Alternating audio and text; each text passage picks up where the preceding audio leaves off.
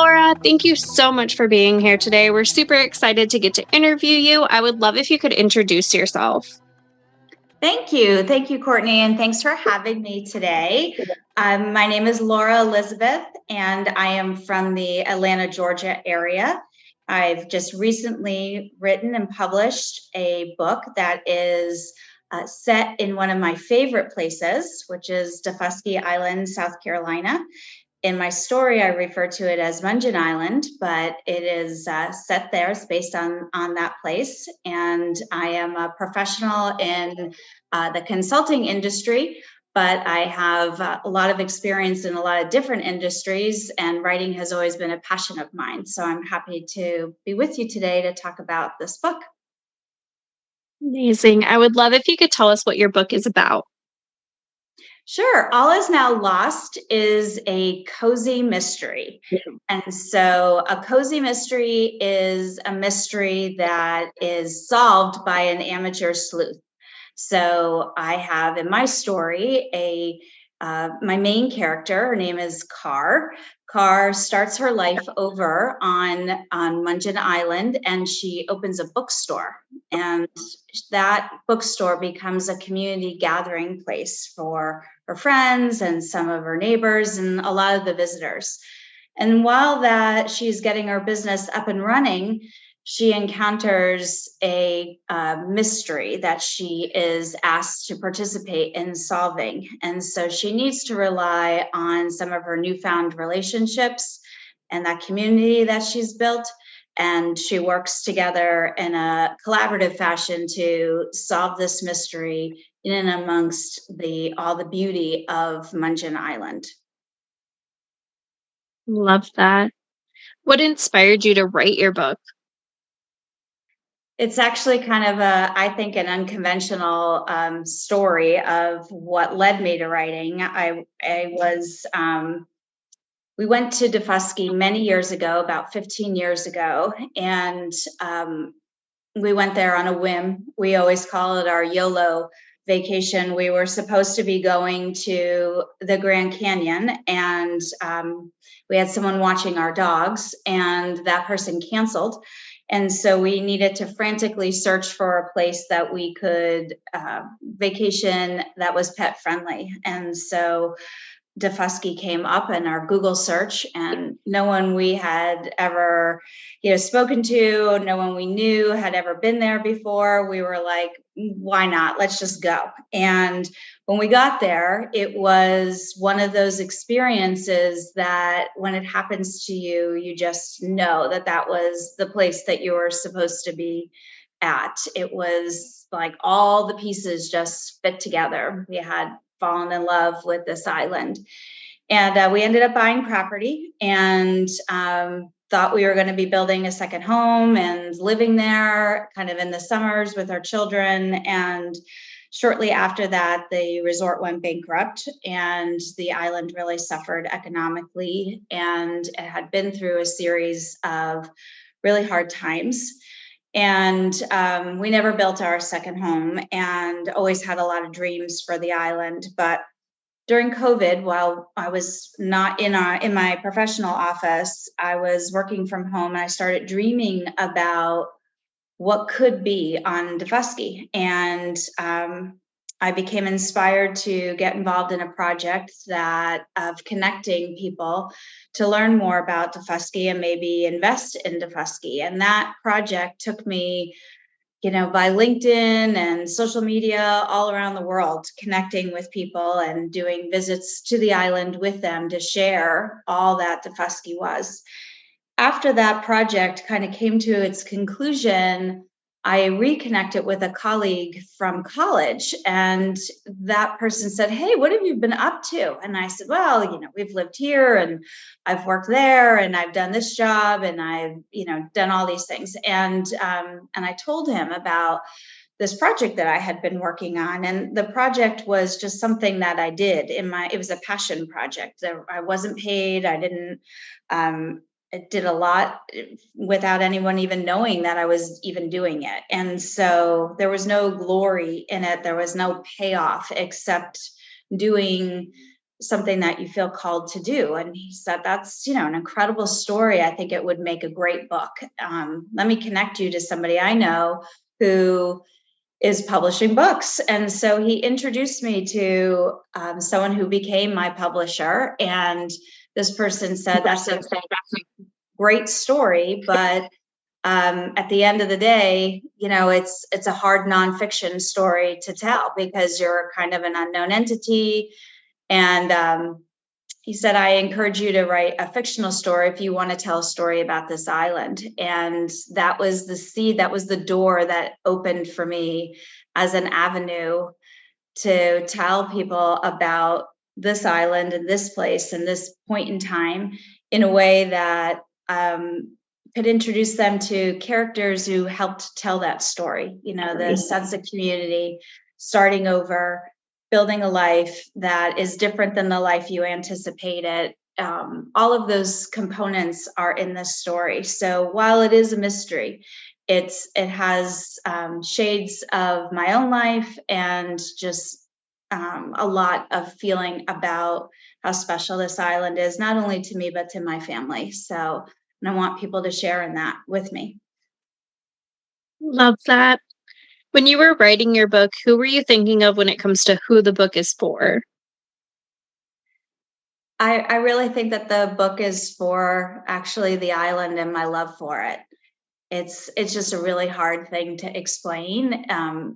Growing up, I grew up in New Jersey, and my parents had purchased a place on Cape Cod. And this was years ago when, the Cape was a very sleepy kind of place to be. And my mom always told me that, when you get to some place and it touches your soul and it, moves you in a way, it's just a really incredible experience. And I never knew what she meant until that day that we went to this place and I felt that connection, like this. I've lived in a lot of places, but this is my home. And so even though I've never lived there, it's my home. And so at the end, through this project and other experiences that I had as we vacationed on this island, people would always say, oh, it's a really tough place to, be because it's a bridgeless island. And there had been a lot of unfortunate circumstances on the island. I always had a faith that if you believed in it, something good would happen. And so the book is really to help people understand that it's really a very magical place to be. So although it's not a person, it's a feeling, and the book is really for the island. Love that. How long have you been writing, and what made you really sit down and start? I've always done a little bit of storytelling, but actual writing as outside of professional writing, very little. And so it was a personal challenge for me to sit and say, can you tell a story? And one of the things that we always laugh about in my family is, one of my famous lines is, how hard could it be? How hard could it be? Well, it turns out it's actually pretty hard. So, but I thought, well, I was inspired by the challenge of telling a story, and telling a mystery was something that was really an interesting puzzle to put together. So I started writing in the summer of 2022, and I finished about 4 months later. This is the very first thing that I've ever written. So it's about 67,000 words. And I thought, that's not really all that much, but it turns out it actually is. So it was a labor of love. It's something that I found doing it.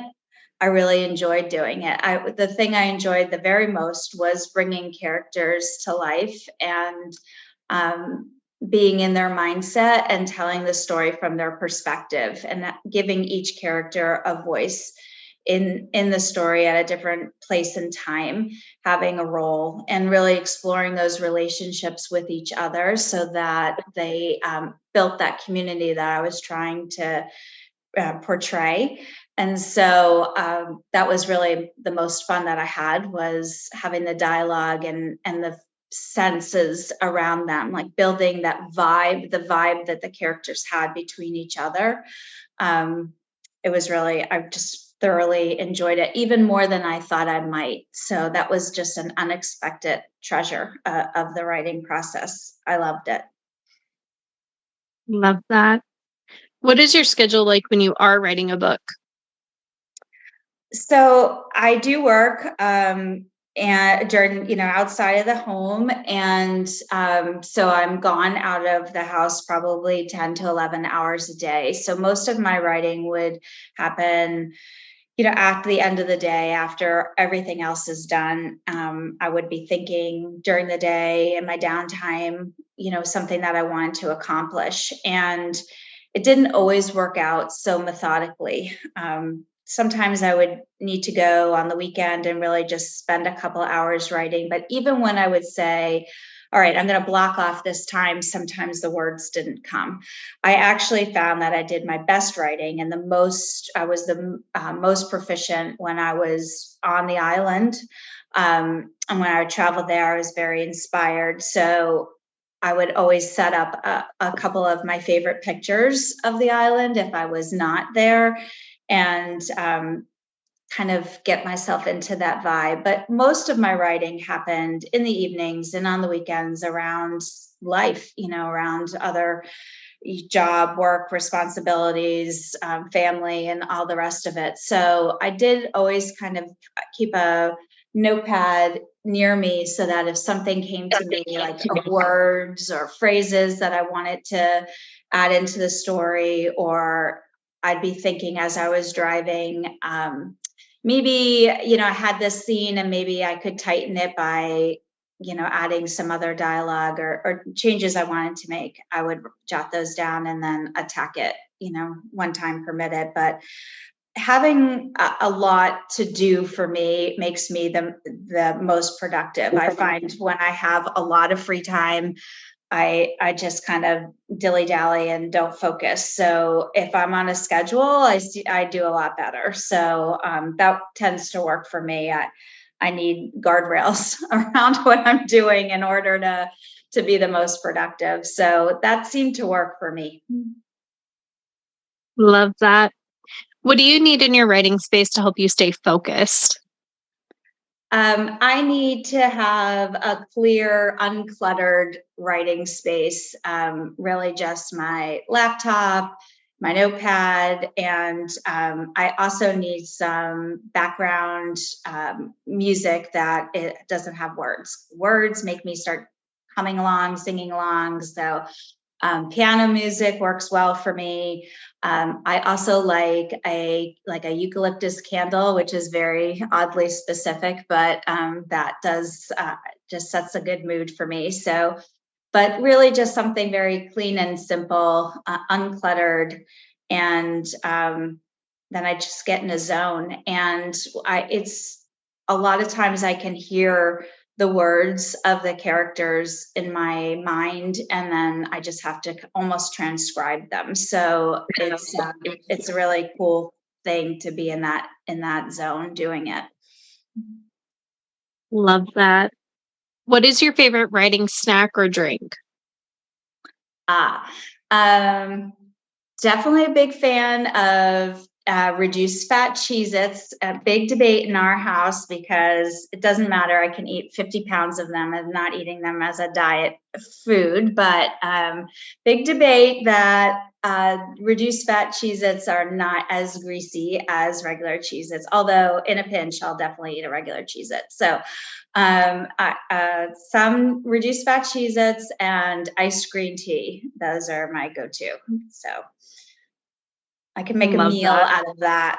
Yes. Yes. Very happy as a breakfast, lunch, or dinner. So Love it.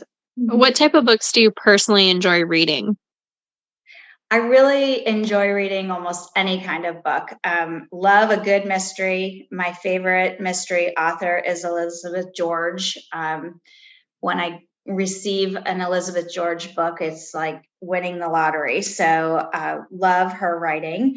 I also like a lot of memoirs and I will like to read nonfiction on topics that I'm interested in. I have struggle if I'm not really interested in the topic to read a nonfiction book, but I like books about locations too, places I want to travel to. So even if it's a fictional book with that as a setting, I like to read those as well. But yeah, do enjoy a biography, a memoir as nonfiction, and then I guess my favorite would be a mystery. I love that. Are there any books or authors that inspired you to become a writer? I guess in the mystery realm, of course, I just mentioned Elizabeth George, but also, I mean, I've always liked Agatha Christie books.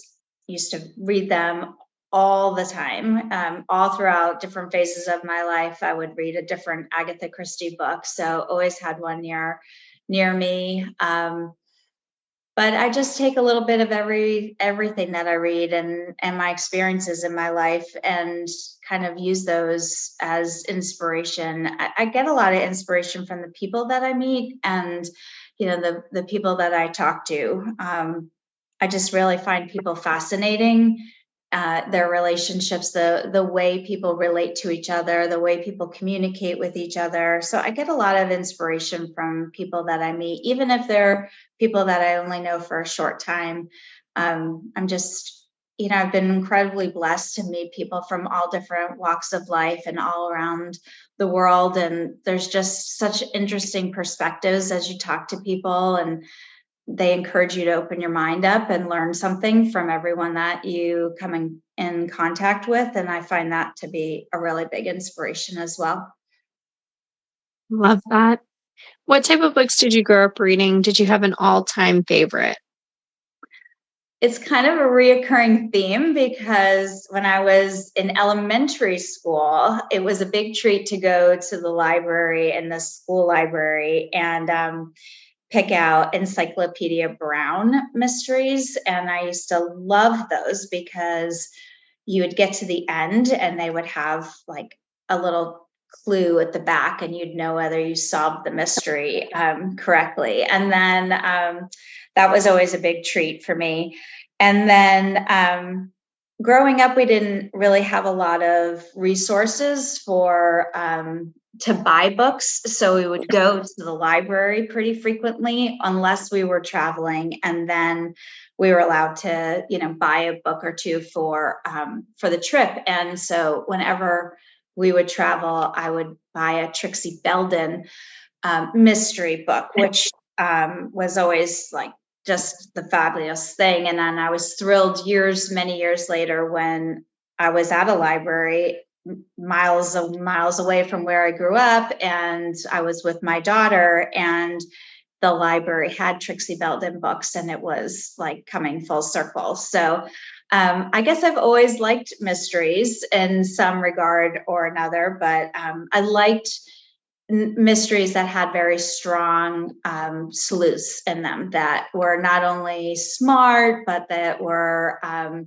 good people and really just kind of, looked to their friends to kind of, help them solve mysteries. And so I read Nancy Drew and Hardy Boy mysteries growing up, but they were not the same as the Trixie Belden kind of thing. So I always thought Trixie Belden was a little bit different and not as, cliche, I guess, but I just like mysteries and books in general that have strong protagonists that are good people. So that I emulate in some way.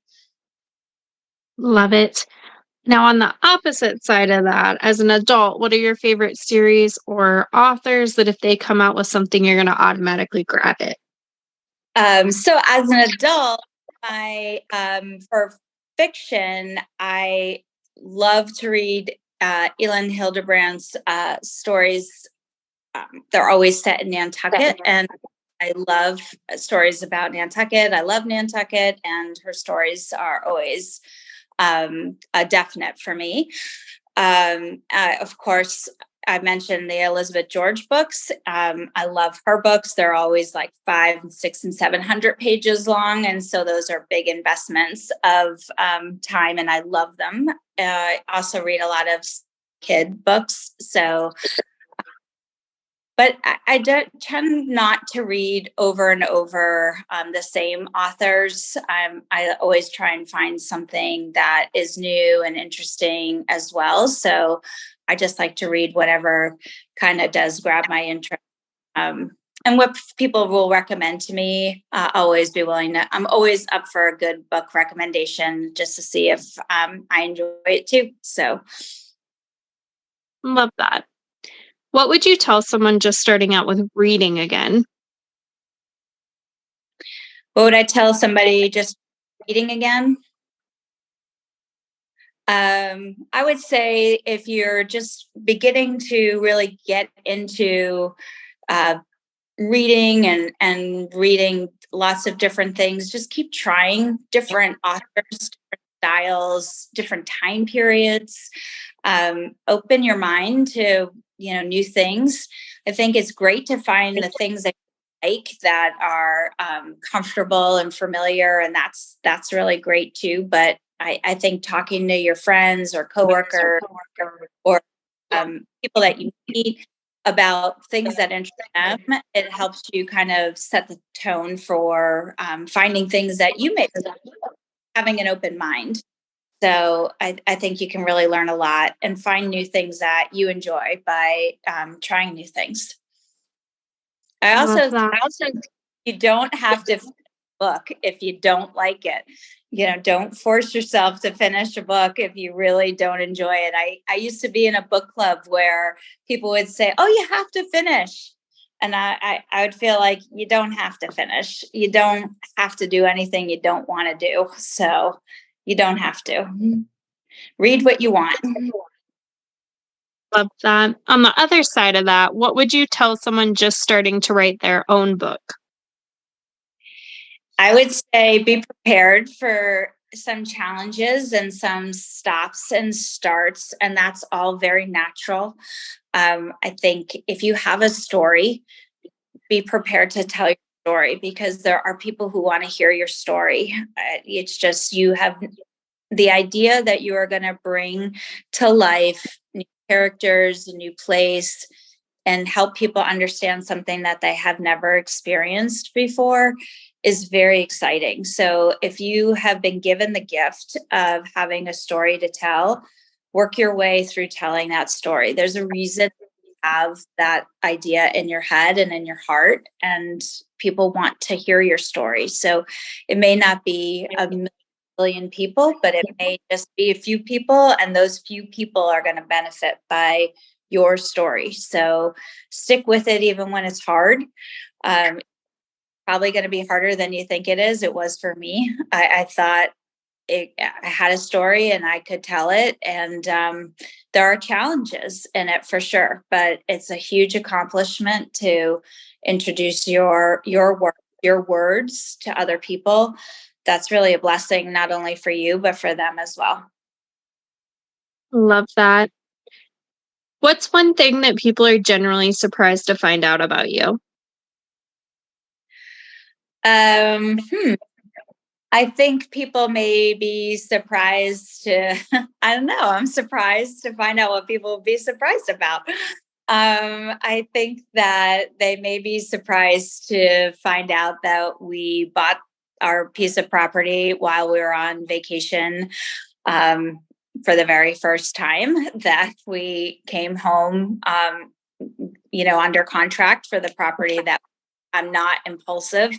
So generally, that is pretty surprising and a little zany. And I wouldn't recommend it for other people to do. It's been a long road, but I think that would be probably the most surprising. Love that. Is there anything you would like to say or add? I just would like to tell everyone that All Is Now Lost is the book that we were talking about today. It is book 1 in the Island Mystery series, and my goal is to introduce some other adventures for Car, and Barb is Car's sidekick, and Trip, her in the bookstore, and their adventures all over Mongin Island. There's lots of good stories coming, and so I really appreciate support of these, and I just hope that people enjoy reading them. Love that. Where's the best place for readers to find your book? I know some readers love signed copies. Is that an option and the best place to connect with you? Sure. Yes, I have lots of events that are listed on my website. My website is theislandmysteries.com. I'm also on Instagram with that same handle, The Island Mysteries. I will sign copies. My website, there is a way to order books. They are also available on Amazon and Barnes and Noble and Walmart and lots of other independent bookstores as well. If someone has a copy that they'd like for me to sign, I do have some book plates that I can send along, or I'd be happy to meet you at one of my events, or through my website, I can send you a signed copy. So lots of ways to connect, and I hope that people do reach out to me. I'm also on Goodreads, so that we can talk to people who have read my book and hear what they are inspired from it, and how they feel when reading it, and what feedback that they have for me. I'd love to hear it. Amazing. Well, thank you so much for being here today. We're so grateful we got to interview you. We'll be sure to add those links in the show notes so that everyone can find you. And again, thank you so much. Thank you. I really enjoyed it.